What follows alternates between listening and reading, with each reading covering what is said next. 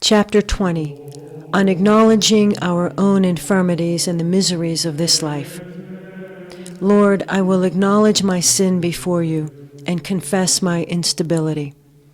Often some trivial thing depresses me, leaving me dull and slow to do good works.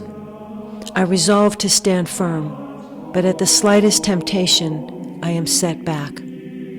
Sometimes from a mere trifle, a grievous temptation arises. And just when I feel sure and think I have the upper hand, suddenly I am almost overcome by the least thing. Therefore, dear Lord, see my wretchedness and my frailty, which are best known to you above all others. Have compassion on me and deliver me from sinking into the mire of sin, that I may not stick fast in it. But this is what disturbs me and often confounds me in your sight, that I am so prone to fall and so weak in resisting my passions.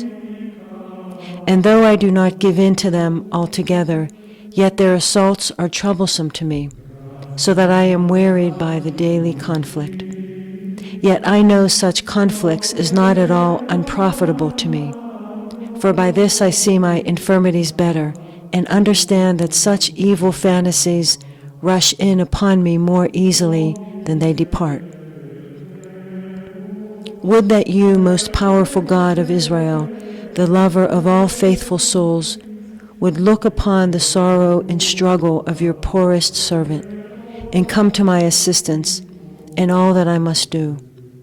Strengthen me, O Lord, with heavenly fortitude, so that the old enemy, the devil, and my wretched flesh, not yet fully subject to the Spirit, may not prevail over me. For it is against them that I must fight continually during this wretched life. And what kind of life this is, where troubles and miseries are never wanting, and everywhere there lurks snares and enemies.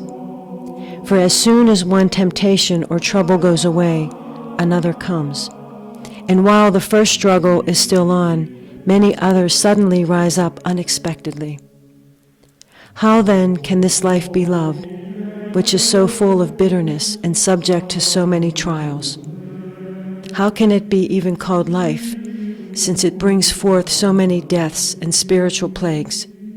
Yet it is loved, and many seek all their pleasure in it. The world is often blamed for being deceitful and vain, yet it is not easily given up, especially when the desires of the flesh take hold.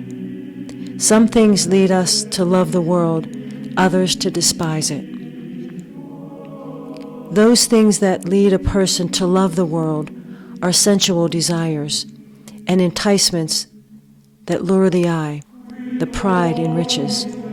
But the pains and miseries that follow them breed a hatred of and disgust with the world.